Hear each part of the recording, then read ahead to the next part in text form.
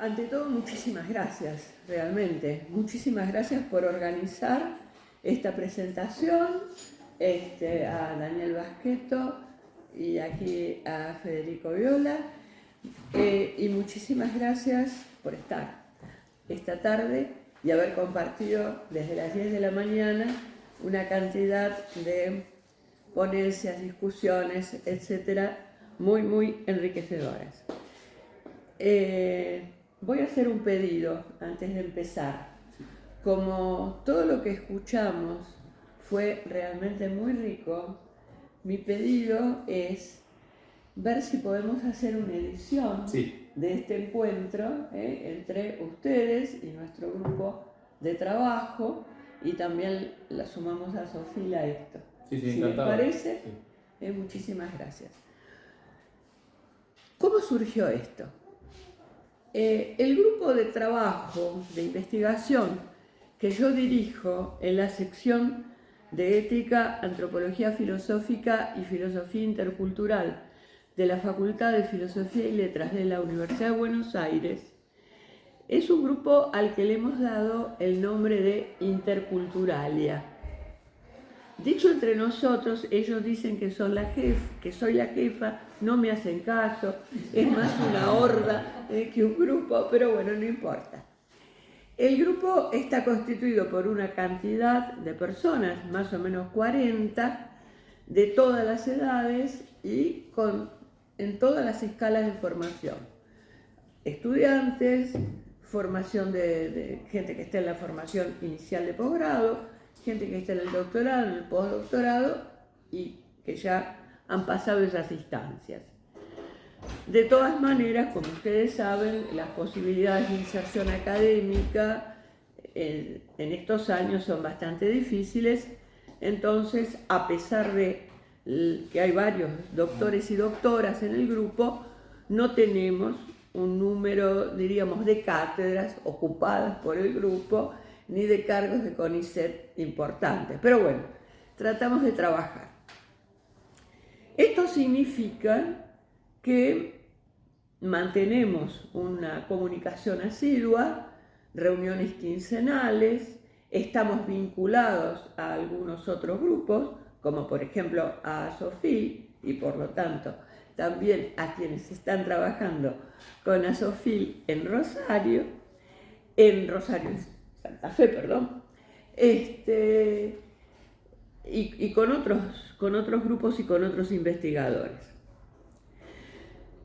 El grueso del trabajo que hacemos se ha manifestado en las jornadas internacionales de filosofía intercultural. Nosotros nos constituimos prácticamente como una filial de la EIFI, de la Escuela Internacional de Filosofía Intercultural, que fundó Raúl Forné Betancourt, y como escuela se fundó en el 17, bueno, junto con una cantidad de colegas de distintas partes del mundo, yo también me encuentro entre las madres fundadoras, por supuesto. Y el grupo nuestro está asociado a este trabajo. Ustedes me dirán, filosofía intercultural, ¿pero qué tienen que ver con Dussel? Bueno, Dussel ha sido, está presente, uno de los grandes promotores del trabajo intercultural en teología, en filosofía y en ciencias sociales. De manera que para nosotros es un autor que tiene una gran importancia. Lo conocí a Dussel en los años 70 y quizá un poquito antes, en San Miguel. Yo cumplí 80 años en diciembre, de manera que soy una chica de los 70, de los 60 y 70, que estuvo en el segundo Congreso Nacional de Filosofía, donde presentó sus cartas de ciudadanía filosófica, la filosofía de la liberación. Allí había un grupo de gente muy joven, yo estaba entre ese grupo con la boca cerrada, porque realmente estaba como un poco impactada de lo que se hablaba y de lo que pasaba. Había algunos jóvenes más arriesgados, como era el caso de Mario Casalla, o de Carlos Huyen. Fíjense que ese concepto del universal situado que manejamos hoy era un concepto de ese jovencísimo Casalla en ese momento. Había un grupo de edad intermedia al que pertenecía, por supuesto, el padre Scanone, el propio Dussel, Amelia Podetti, en fin, una cantidad de personas.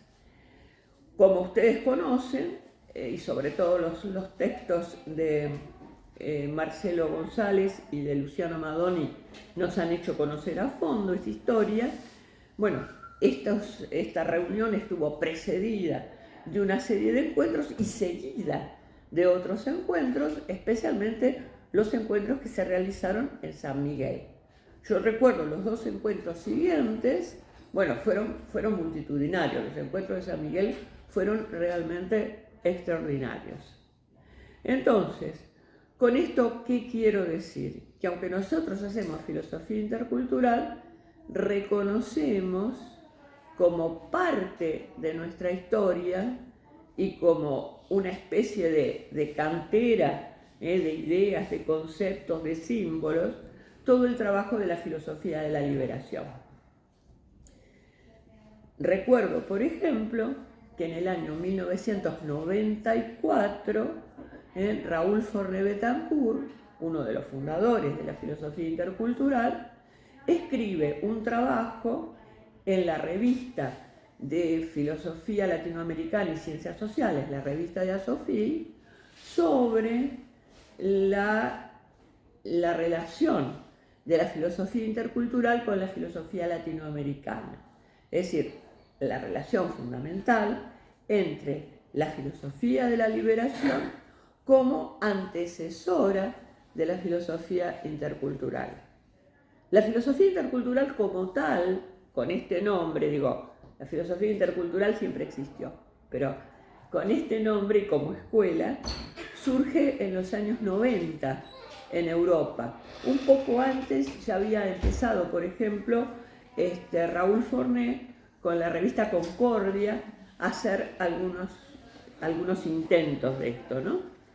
Pero surge en los años 90 de parte sobre todo de investigadores y profesores de Asia, África y América que estaban trabajando en universidades europeas.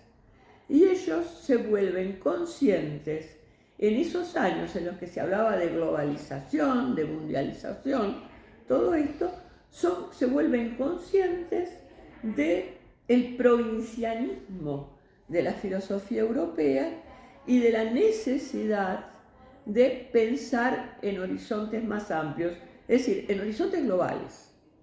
Esto venía precedido de un trabajo interesante, pero también con un sesgo muy particular, que era el trabajo de la filosofía comparada o de las filosofías comparadas, sobre todo a partir del año 53, en Honolulu, fíjense de dónde estoy hablando, se crea un importante centro de filosofías comparadas. Pero ojo con esto, porque poco tiempo antes,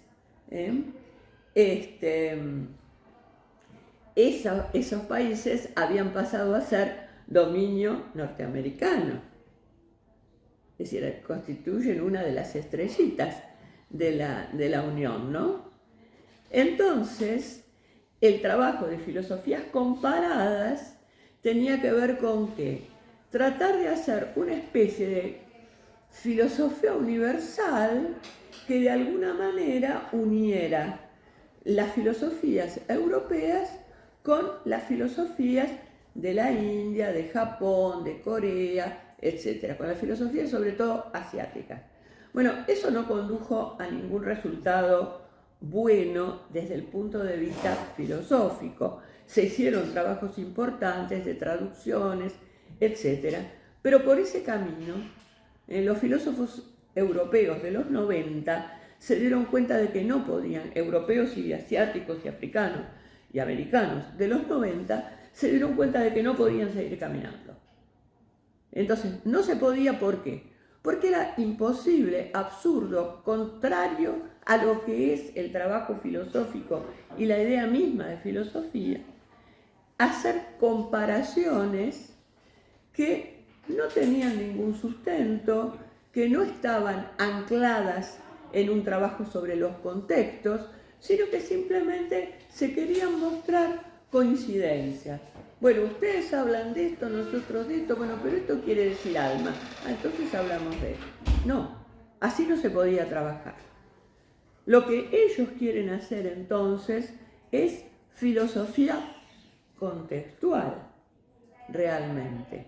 Y para eso, Raúl Fornet se da cuenta de que la filosofía de la liberación es una herramienta preciosa que hay que hacerla conocer realmente. Por eso que él habla de la filosofía de la liberación como la hermana mayor de la filosofía intercultural. Entonces, en el año 1995 se hace en la Ciudad de México, fíjense, el primer Congreso Internacional de Filosofía Intercultural.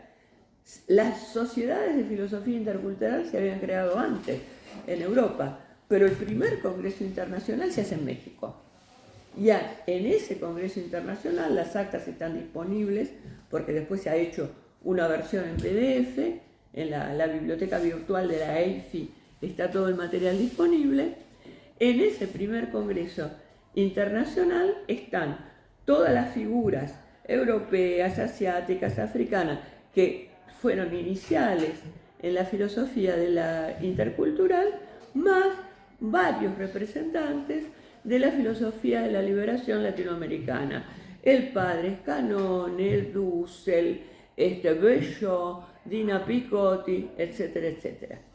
Con esto quiero decir que la filosofía intercultural nace en nuestro continente, sobre todo, pero con mucha influencia también en Europa, en Asia y en África, nace como heredera de la filosofía de la liberación.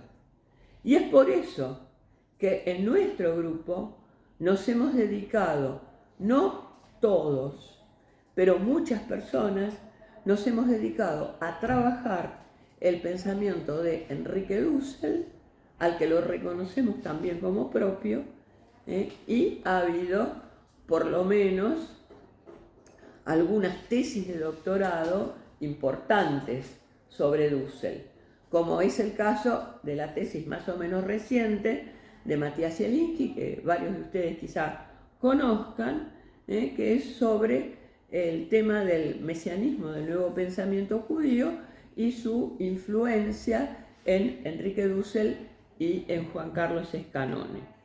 Antes, mucho antes, en el año 2011, Daniel Berisso presentó una tesis de doctorado sobre el paso de la, no estoy diciendo el título exacto, ¿no? El paso de la centralidad del concepto de pueblo para la filosofía de la liberación a la centralidad del concepto de ciudadanía en la filosofía intercultural. Me acordé de esto cuando hoy el profesor hacía su intervención, ¿no? Que es sumamente interesante. ¿Sí? ¿Por qué sucede esto? Bueno, entonces, con Enrique mantuvimos siempre contacto. Recuerdo que en el año 2015, aquí en Santa Fe, se hizo uno de los congresos de AFRA, de la Asociación Filosófica de la República Argentina. Y en ese congreso, por primera vez en AFRA, se trabaja con la cuestión de filosofía de la liberación y Enrique Dussel da una conferencia que tuvo así un éxito resonante. Pero Enrique, como siempre, generoso y humilde, estaba sentado como están sentados ustedes acá, escuchando y después interviniendo con mucha generosidad y afecto en la mesa que integramos en ese momento, recuerdo, Dina Picotti, Yamadú Acosta, un filósofo uruguayo, y yo. Y las intervenciones de Dussel fueron realmente extraordinarias, en el sentido de que él tomaba las ideas que uno daba y las desarrollaba, les daba realmente algo más a esas ideas, pero con efectivamente mucha generosidad. Mi recuerdo de Dussel es ese. Mi recuerdo personal de Dussel es el de una persona generosa que me veía esporádicamente en distintas partes del mundo. Cuando me veía me saludaba con afecto por mi nombre, nunca me preguntó vos cómo te llamás o de dónde te conozco. Y nos habíamos conocido por primera vez allá lejos y hace tiempo, en los años 70 o 69 por ahí me parece. Bueno, su generosidad es uno de los rasgos a destacar, así como es uno de los rasgos a destacar su erudición, fabulosa erudición en historia, teología y filosofía, su originalidad de pensamiento y su gran capacidad didáctica y poder de transmisión. Los pizarrones de Dussel son inolvidables, realmente. Dussel empezaba a hablar y uno veía esa figurita delgada saltando con la tiza o con el lápiz en el pizarrón, haciendo cuadritos y demás, y volviendo claro lo que podía ser efectivamente oscuro. Entonces tenemos por él una veneración y un agradecimiento que nos va a durar mientras nos dure la vida. Y queremos dejar testimonio de eso. El pequeño testimonio que podemos dejar en nuestro grupo fue celebrar una jornada de homenaje a Dussel al poco tiempo del fallecimiento de Enrique. Él falleció el 5 de noviembre del año del 2023 y nosotros hicimos la jornada el 13 de diciembre. Y un poco la hicimos adrede en ese momento, ¿no? Habíamos cambiado el gobierno el día 10, veíamos que se avecinaban tiempos difíciles y de promoción de eso contra lo que él estuvo toda la vida, es decir, de promoción de una forma salvaje del capitalismo, llamada narcocapitalismo por algunos, pero contra lo que él y tantos otros habían luchado toda su vida. Entonces un poco tuvo ese sentido el hacer ese homenaje. Luego lo pudimos conversar entre nosotros, le pedimos a Alejandro Rosillo de la Universidad Autónoma de San Luis Potosí que nos hiciera un prólogo y, en fin, hicimos el libro. Entonces el libro sale con un pequeño esfuerzo económico, digo pequeño porque solo imprimimos 20 ejemplares, el trabajo de edición lo pusimos nosotros, fundamentalmente Martín Rubio y Matías Zielinski, acá les hago el homenaje, yo estoy simplemente porque soy la jefa en el libro y porque organicé la jornada, publiqué un artículo, todo eso, pero el trabajo lo hicieron ellos, realmente. Entonces, dijimos, vamos a hacer una edición online disponible para todo el mundo, así que quien quiera el PDF lo pide y lo tiene, ya varios de ustedes lo deben de tener, y pudimos imprimir nada más que 20 ejemplares. 20 ejemplares para bibliotecas y para las personas que habían colaborado y algunas personas elegidas en particular. Bueno, aquí vamos a tener que hacer una rifa, pero bueno, no, se lo daremos al señor director como corresponde y se lo dimos también a Daniel Basqueto por la asociación. Entonces, la idea es esta. Las personas que escriben en este homenaje, algunos son especialistas en el pensamiento de Dussel, otros no. Ustedes van a ver, van a leer los artículos y se van a dar cuenta de esto. Por ejemplo, Bueno, el prólogo, Alejandro Rosillo Martínez, un gran estudioso del pensamiento de Ellacuría, un gran conocedor de la filosofía de la liberación, sobre todo del lado de la filosofía del derecho, y muy importante en el campo de la fundamentación intercultural de los derechos humanos, que es totalmente opuesta a la fundamentación liberal al uso, ¿no? Después, Martín Rubio hace un trabajo más o menos general sobre Dussel como filósofo de la alteridad, vida, obra y legado. Bueno, Luciano Madoni, que es un especialista en Dussel, sobre todo en los primeros trabajos de Dussel, él con, como yo señalé recién, con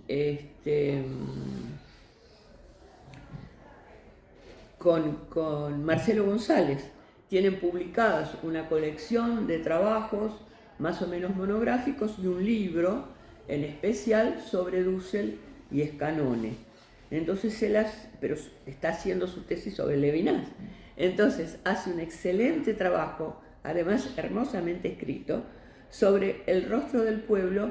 Dussel desquicia a Levinas. Entonces es muy original el trabajo, además de estar muy bien escrito.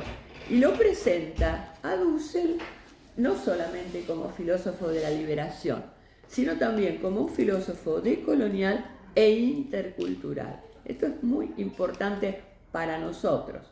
El modo de entender la interculturalidad de Dussel quizá no sea el mío, pero es importante porque muestra para la filosofía contemporánea y para la teología y para las ciencias sociales contemporáneas, para la economía también, la necesidad de la interculturalidad. Bueno, después Matías pobre tuvo que hacerme caso, porque él ya había presentado su tesis de doctorado, todo, y siempre tenemos un déficit en la filosofía de la liberación y en la filosofía intercultural que se llama déficit metodológico. Pero no metodología en el sentido habitual de la palabra, sino eso que es sustantivo para el pensamiento filosófico, que es el método. No es de que Descartes haya descubierto con el discurso del método la necesidad del método, no.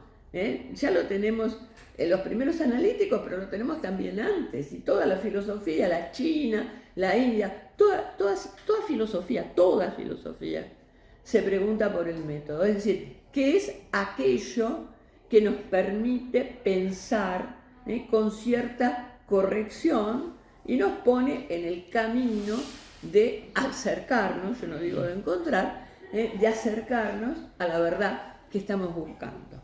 Entonces, como ese es un déficit, porque a nadie le gusta trabajar demasiado sobre el método, realmente les parece que mejor es trabajar, por ejemplo, en filosofía política, en ética, en estética, o incluso en epistemología. Entonces yo le dije a Matías, por favor, Matías, vos que de esto conocés mucho, en el homenaje a Dussel, habla sobre el método. Y el resultado es formulación y función del método anadialéctico en la primera ética liberadora de Dussel. Por supuesto que tiene que seguir mucho más, y hay mucho más para trabajar sobre la cuestión del método en Dussel, pero fue un hermoso aporte. Bárbara Ager trabaja sobre Dussel en la ética del 98, flujos del deseo en la fundación de lo común. Yo voy a pedir que lo apague porque sí, estoy saliendo de un problema respiratorio. Gracias. Y acá hay un texto muy interesante de Juan Pablo Patitucci. Juan Pablo tiene el máster en estudios culturales latinoamericanos y está por defender su tesis de doctorado. Y el trabajo de Juan Pablo es la política de la liberación o el poder como creación al servicio del pueblo. Esto tiene que ver con lo que hoy nosotros estábamos discutiendo. Entonces él trabaja especialmente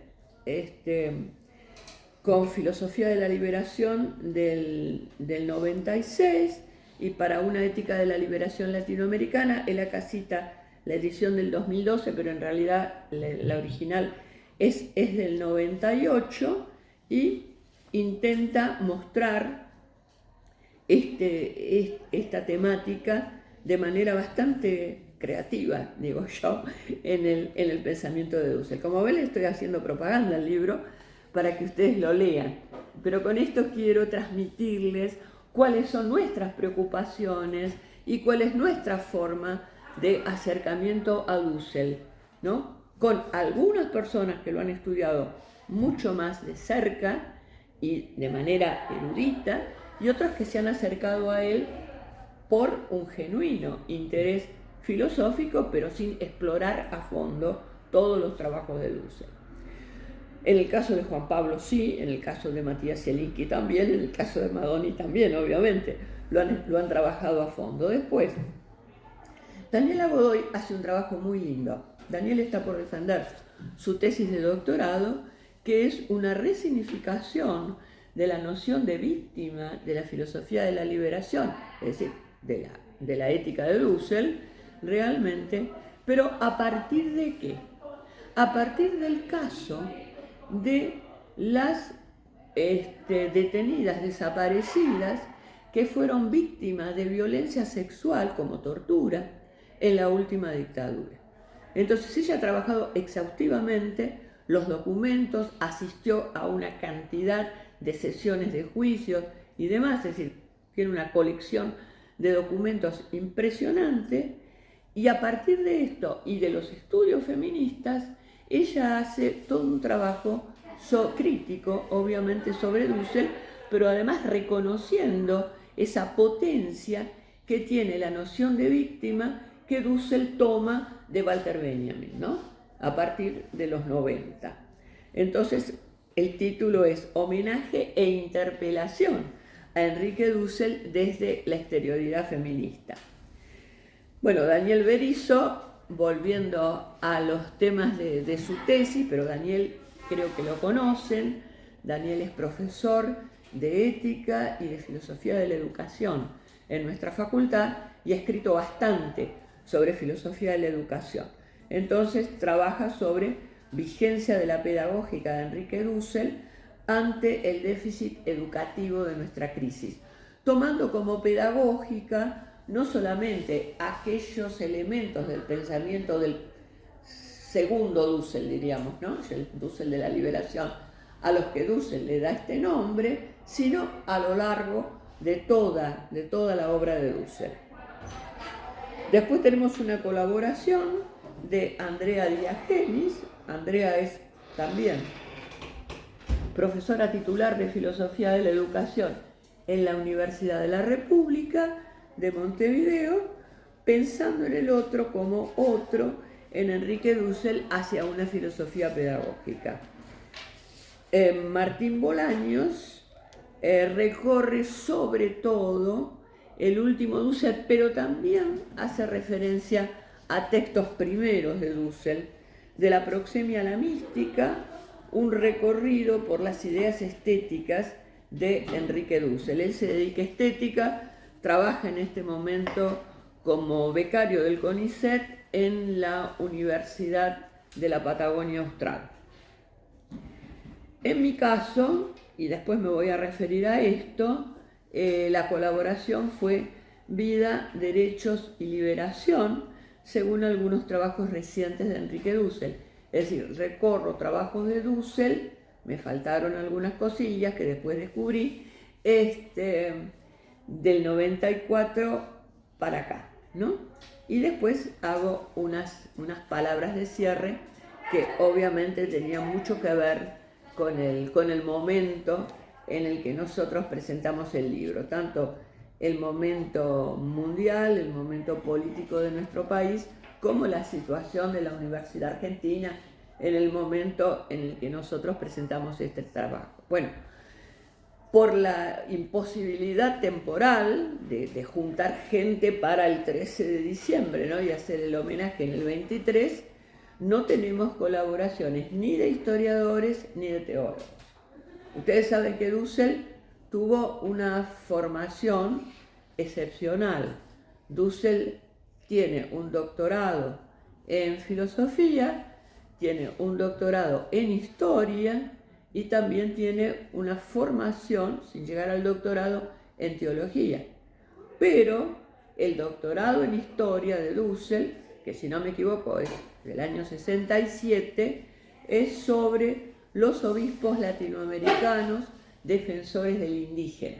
Es decir, ya en ese momento Dussel se perfila como un pensador atento a lo que ha pasado en América Latina desde por lo menos los momentos del llamado descubrimiento, que él lo va a llamar invasión con todas las letras, y la conquista hasta los momentos recientes, con una atención particular sobre los pueblos originarios.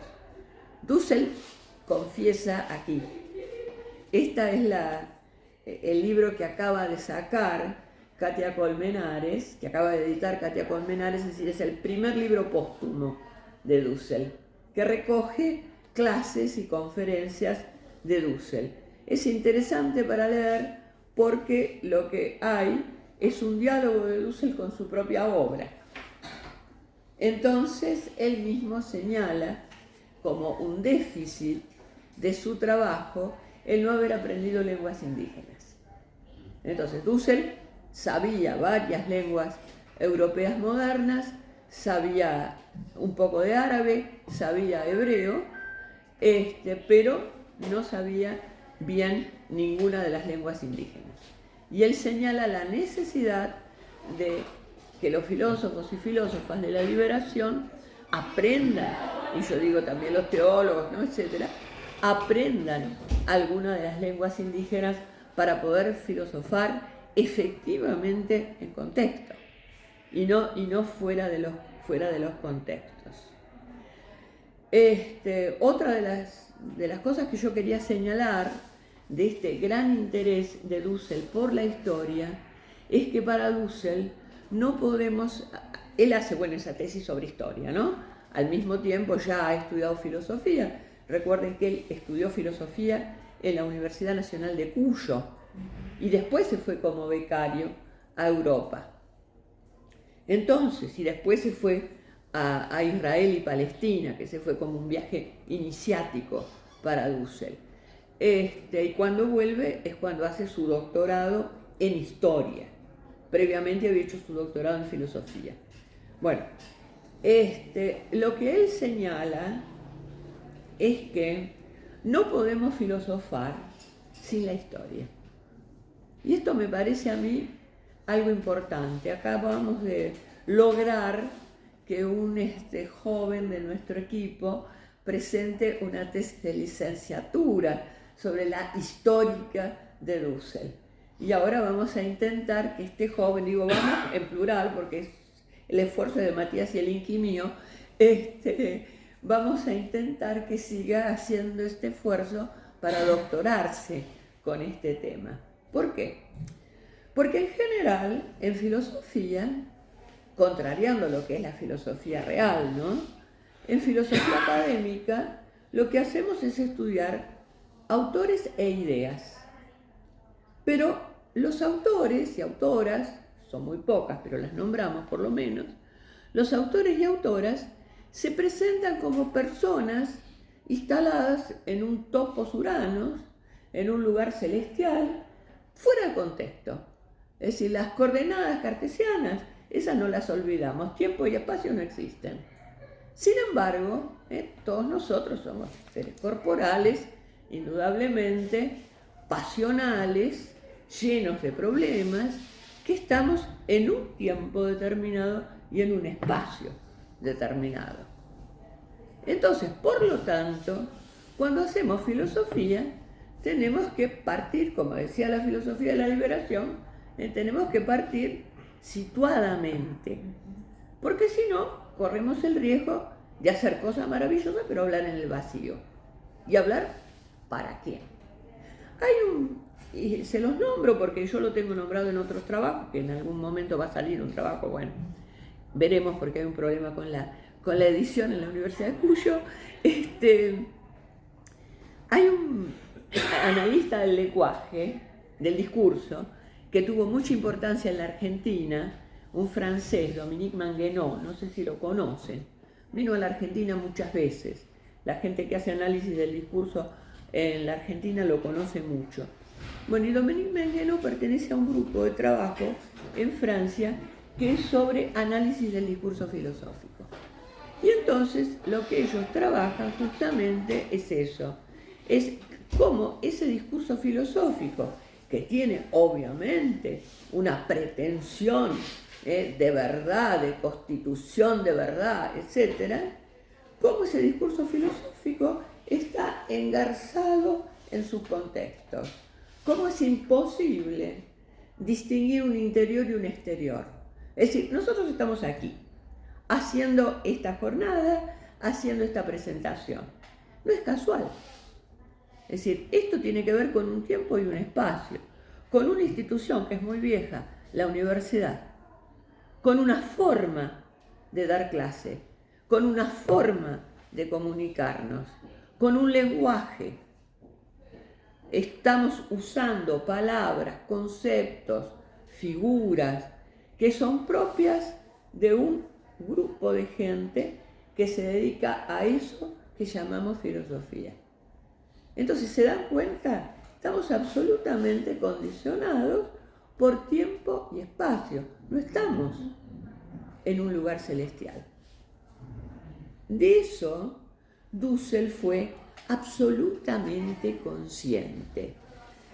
Y entonces, si ustedes me permiten, hoy yo voy a trabajar con mis alumnos de Buenos Aires, el capítulo 3 de este libro. Bueno, Dussel dice lo siguiente. La filosofía de la modernidad tuvo su culminación con Hegel, ya que es el pensador que mejor expresó su significado. Entre 1800 y 1831, Hegel abordó la modernidad como la época en que la humanidad realizó la revolución industrial, alcanzando así su plenitud.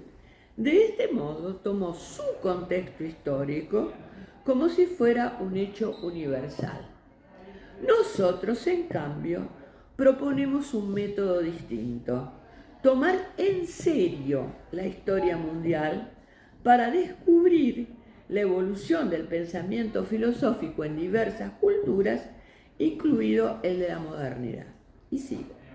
Cuanto más pasa el tiempo, y esto Dussel ya lo habrá escrito bien pasado los 80, cuanto más pasa el tiempo, más nos religamos a la historia, ya que nos hemos percatado de que la abstracción de la filosofía europea enseñada en nuestras facultades se transforma en una ideología perversa cuyo fundamento es aceptado por todos. Por ende, la universidad eurocéntrica se dedica a estudiar, conocer y comentar las ideas de hombres blancos occidentales del norte de Europa, pero no a repensar los temas radicalmente.